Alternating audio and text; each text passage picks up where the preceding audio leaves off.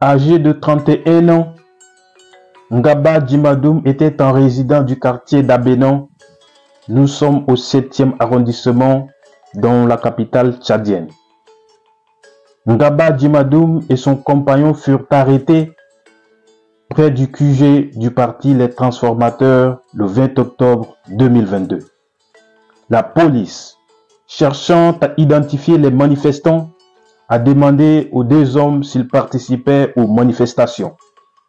Bien que l'autre homme ait été libéré après que la police ait vérifié son téléphone cassé, Ngaba Djimadoum, alors remarquable à travers ses dreadlocks, a été retenu pour être ensuite amené à l'école d'Abénan qui servait de camp de détention. Un témoin a décrit comment Ngaba a été transféré à Korotoro, un camp de détention réputé pour ses conditions extrêmes. Je cite, « Je vis Ngaba au camp 27. Il était encore vivant lorsqu'il est monté dans le camion, mais il est mort pendant le voyage. Il était en bonne forme au départ, mais après Moussoro, il était épuisé et terrifié. » Fin de citation.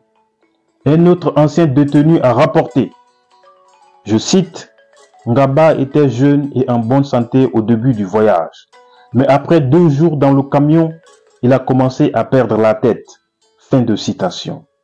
Un troisième témoin, quant à lui, décrit les derniers instants de Ngaba avec une douleur indicible.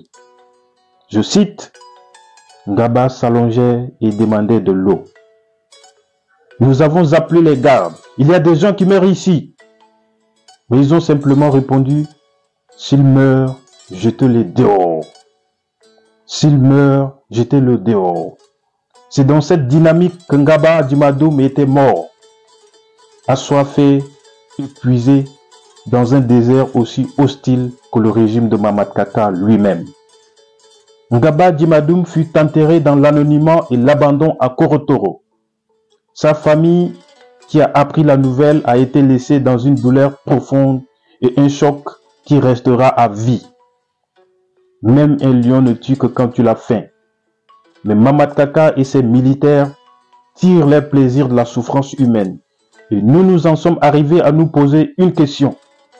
N'ont-ils pas d'humains que leur apparence physique? Voilà ce dont le régime de Mamad Kaka est capable. Arracher les vies humaines sans aucun état d'âme, sans aucune raison.